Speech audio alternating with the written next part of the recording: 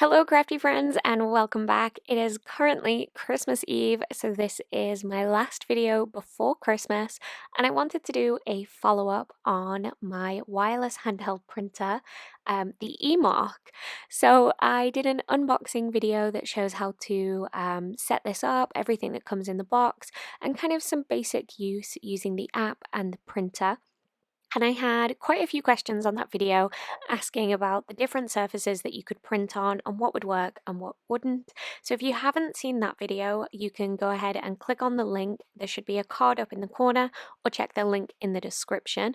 And if you already have seen that video, or if you got one of these for Christmas and you're really excited to see what you can use it on, then let's go through this video and we are going to test all of the different surfaces that you could possibly use the emark on.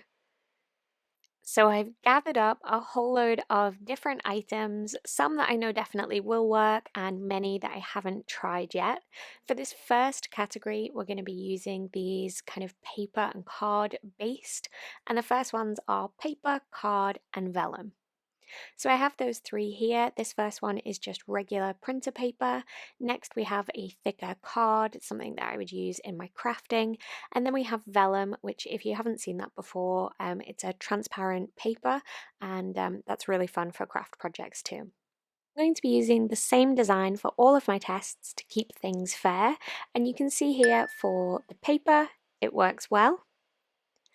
Testing again on the card. For some reason I decided to swipe it a couple times, but yes, that one works too. And then for the vellum, I've put a piece of card underneath it because I was worried the ink might seep through and I didn't want it to stain my tabletop here. And I printed this a couple times. I could see that the ink was shining on the surface quite a lot, so I had a feeling that this wasn't going to be successful, maybe after some drying time, but we could see here that kind of gloss of the ink just sitting on the surface. And then when you swipe it with your finger, that one got a big no. So for the next three, we have some textured cards. So we've got glitter card, textured cardstock, and cardboard. For the glittered card here, obviously it is coloured as well as glittered, so you kind of lose a bit of the image, but it prints on nicely, but unfortunately it doesn't dry. So here we have the textured cardstock. I was really impressed with how this worked. You can definitely see the image despite the texture on this card, and it is dry instantly. And then for the next one, we have cardboard. So this could be like a parcel that you've taped up, or a cardboard, I guess, craft project. And I'm just testing that, and it's working really well. I was really surprised with this. It is dry instantly, and I decided to test this on the back as well, which was a little bit more kind of corrugated.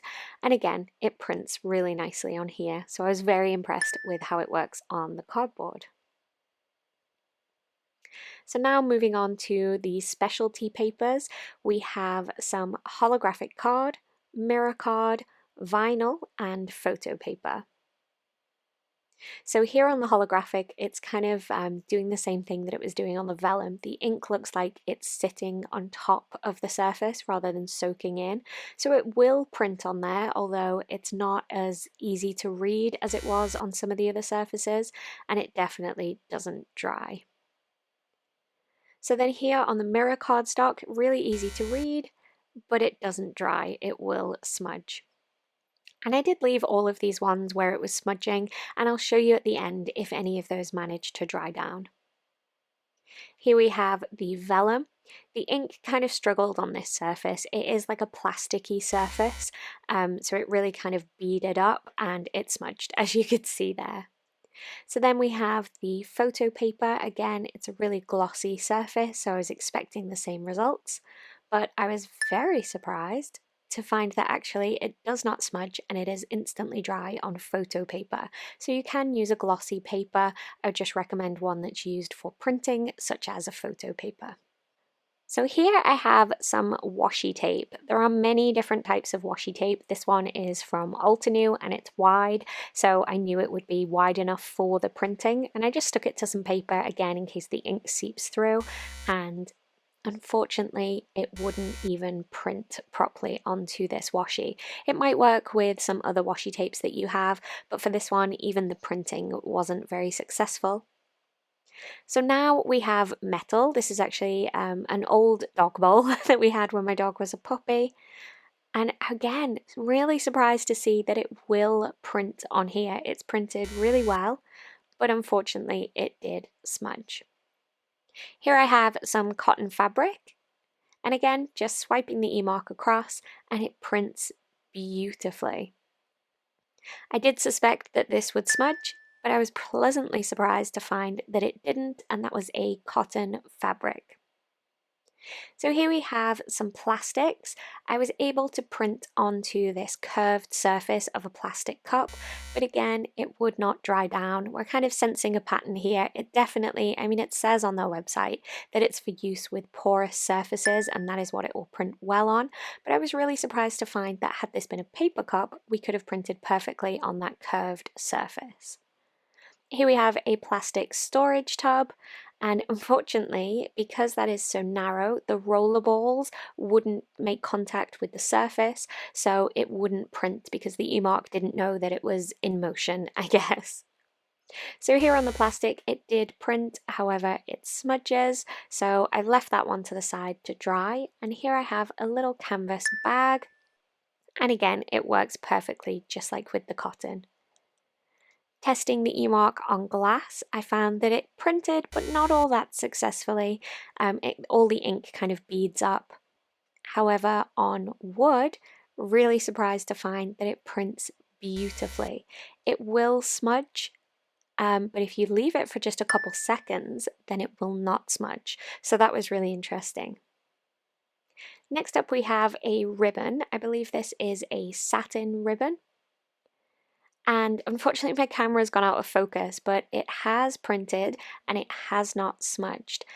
So next is something I wanted to try when I very first saw this, and that was skin. I wanted to see if this could print on your skin, but there are warnings right here on the machine and in the user guide that tell you that that print head gets really hot, so you should not make contact with your skin. So forget about giving yourself tattoos. Don't do it. You will burn yourself and it will hurt. Okay, ceramic. I tested on this ceramic plant pot and it printed quite nicely. In fact, that's a lie. It smudged on the printing, but then I tried on the terracotta section and that smudged even worse. So neither of these were a success and they both kind of printed poorly and smudged. Next up is something that, again, I just wanted to test this to see how it works. Excuse my lack of a rolling pin. This is air dry modeling clay, and I left it until it was dry and then just swiped the emark across. I was so impressed to find that this prints beautifully. This prints as well as if it was on paper and it will not smudge. So for the final test, I tested cork, and again, it prints wonderfully. I think this would be really great for like vision boards and really easy decoration. Oh, we had one more test. Here I wanted to check if you could print using a wall, and that's what I was doing here. I was printing up against my wall rather than on a flat surface. So lastly, we went back to those ones that hadn't dried. Again, my camera kind of went out of focus, but I found that the glitter cardstock did dry down. However, everything else stayed kind of wet and would smudge.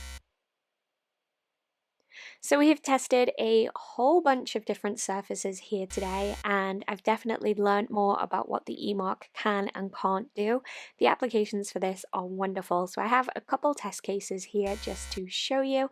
I'm just finishing up testing all of my smudgies, and here we have all of the surfaces we were able to print on, from paper, card, photo paper, cardboard, cotton, canvas, glitter card, textured card, air dry clay, ribbon, and wood. So here I have a couple examples of how you may use this. You might want to put a return address on the back of envelopes. I'm using coloured envelopes here, so the colours are a little muted on screen. They look great in person. And I'm just showing here that sometimes when you switch out your image, it's best to do your very first image on a scrap piece of paper. For some reason, sometimes the print isn't absolutely perfect, but then after a couple goes, it looks great. So I've just switched out my image again just to show you that first one has a tiny imperfection, but then the rest are fine. Here's another great feature. You can use a kind of voiding image. What are these called? This is like a protection for data protection for your address and things in confidential waste. And then here I have the continuous printing function. So this is something I did on the ribbon. It was kind of hard to keep on screen, and I'm just repeatedly printing Jets, which was the name of my first cheer team, onto a ribbon here. So then for another example of how you could use this, you could go ahead and print on a piece of canvas and use it as packaging, maybe for something like a handmade soap or handmade candles. I think having canvas wrapping on like bath bombs and things is really cool, and it just looks great with that printing. If you have a ton of Christmas cards to write, you could definitely go ahead and use the emark to write them, or perhaps your thank you cards for the Christmas presents you received this season. And I think that's really great, especially with that 3-line printing function. Okay, so thank you so much for joining me today. I hope you have learned more about how you can use the emark. If there are surfaces that I haven't considered that you know work, let us know in the comments. If there's ones that you want me to try, then again, just let me know in those comments. And if you're new here, I would love to have you subscribe. If you enjoyed the video, let me know by clicking the thumbs up button, and I hope to see you all back here again soon. My next video will be posted most likely in the new year, and I look forward to seeing you all in 2020. Thanks so much for watching, and I'll see you again soon. Bye for now.